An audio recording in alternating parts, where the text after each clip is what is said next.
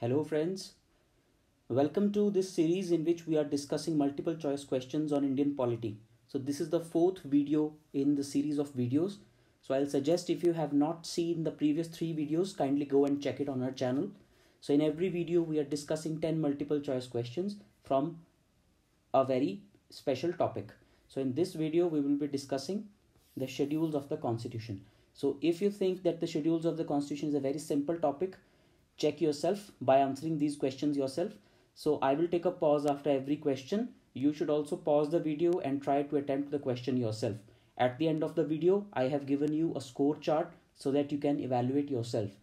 Also, mention your scores in the comment section so that you can compare it with others. So let us start.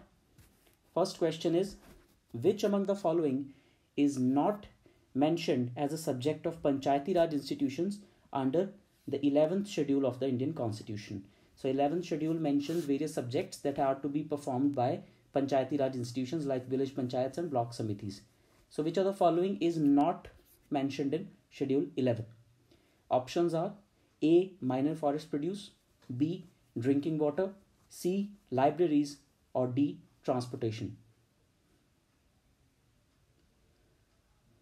So the correct option is D. Transportation. So there are a total of 29 subjects mentioned under schedule 11 and these three are among that, but transportation is not a subject of village panchayats. Second question, the third schedule of the Indian Constitution prescribes forms of oaths and affirmations for, so you have to choose the correct option. A. Minister for the Union, B. Controller and Auditor General, C. Both A and B, or D. None of the above. The correct answer is C. Both A and B. So in schedule 3 there are forms of oaths for various dignitaries including the President, the Vice President, the Prime Minister and Ministers of the Union, Ministers of the State, Controller and Auditor General, etc. So usually we do not think that Controller and Auditor General has an oath. So this point can be exploited in such type of questions, but you have to remember that CAG, that is the Controller and Auditor General of India, too has a form of oath in the Constitution of India. Also, let me know who is the current serving Controller and Auditor General of India in the comment section below. Let us move to the next question. Which of the following languages were added later to 8th schedule of the Constitution? So 8th schedule has official languages of India. So you have to tell which of the following languages was not originally there but was added later. The options are A. Manipuri, B. Marathi, C. Urdu, or D. Kashmiri.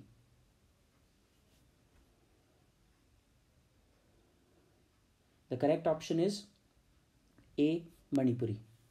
So originally there were 14 languages in the 8th schedule. Later on, by the 21st constitutional amendment, Sindhi was added. By 71st amendment, Manipuri, Nepali and Konkani were added. Therefore, Manipuri was added by the 71st amendment.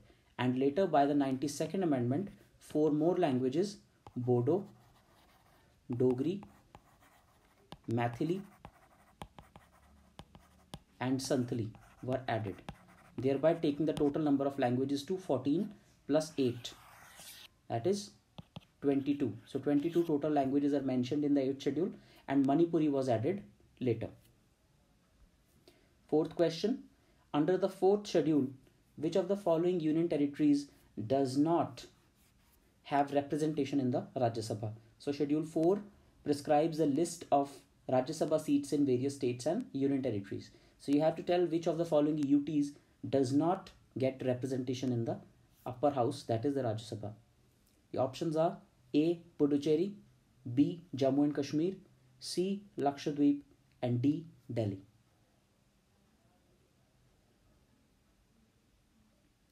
The correct option is C. Lakshadweep. Lakshadweep is the UT that does not have representation. Puducherry, Jammu Kashmir and Delhi have representation in Rajya Sabha. So as you know, Jammu and Kashmir is now a union territory. So only those union territories that have a state legislature, that is those that have a legislative assembly, are eligible for a Rajya Sabha seat. Since the Rajya Sabha members are selected by the members of legislative assembly or the MLAs, therefore only those union territories which have a legislative assembly can have Rajya Sabha representation. Other UTs cannot have it.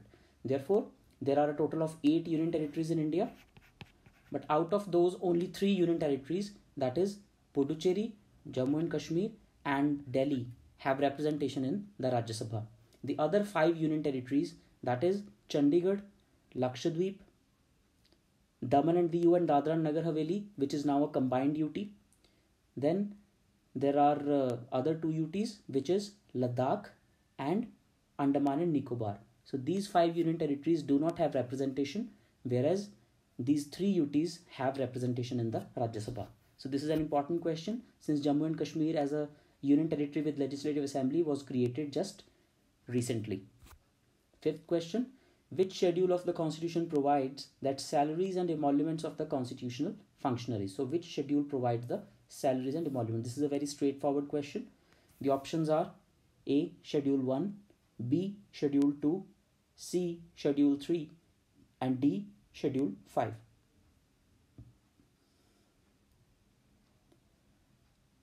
The correct option is B. Schedule 2. So the salaries and emoluments are provided by under Schedule 2. So this is a very simple question. So you should know the subject matter of all the schedules. 6th, how many subjects have been allocated? How many subjects have been allocated to the urban local bodies under Schedule 12 of the Constitution? This schedule was added by the 74th Constitutional Amendment.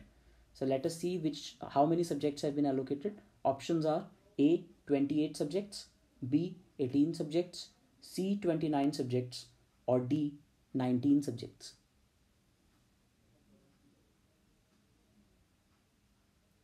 So the correct option is B. 18 subjects.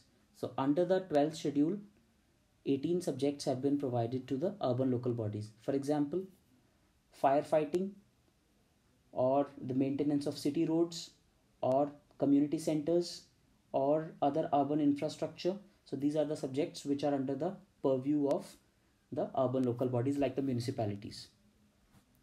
7th question, Schedule 6 does not have provisions as to the administration of tribal areas in the state of. Options are A. Tripura, B. Manipur, C. Meghalaya or D. Mizoram. The correct option is B. Manipur. So Schedule 6 has special provisions for 4 states, that is Tripura, Meghalaya, Mizoram and the 4th state is Assam. So Manipur is not one of those 4 states. 8th question, which constitutional amendment added Schedule 10 to the Constitution of India? Options are A. 42nd Amendment, B. 44th Amendment, C. 74th Amendment or D. 52nd Amendment. The correct option is D. 52nd Constitutional Amendment. So with this amendment, the anti-defection law was added to the Indian Constitution under Schedule 10. 9th question, the 3 federalists are mentioned under which schedule of the Constitution? Again, this is a very straightforward question. The options are A. Schedule 7, B. Schedule 9, C. Schedule 5 or D. Schedule 8.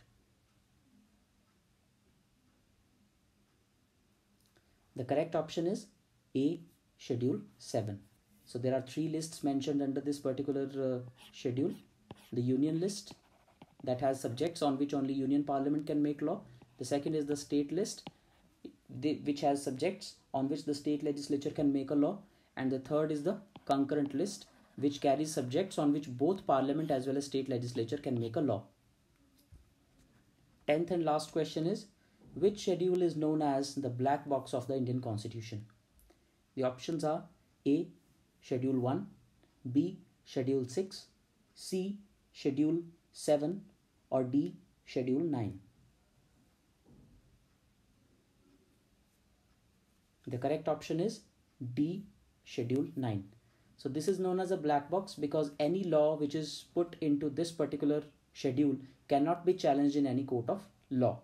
However, this provision no longer exists since the Supreme Court in the famous case of Keswanand Bharti versus State of Kerala in the year 1973 had fixed a deadline of 24th April 1973. So any legislation which is put into this schedule after this particular date can be reviewed by the judiciary. So it is not immune from judicial review, and only those acts which have been put into this schedule before 24th of April 1973 are immune from judicial review. So this power no longer exists. It is known as black box because any law which goes into it cannot be reviewed by the judiciary.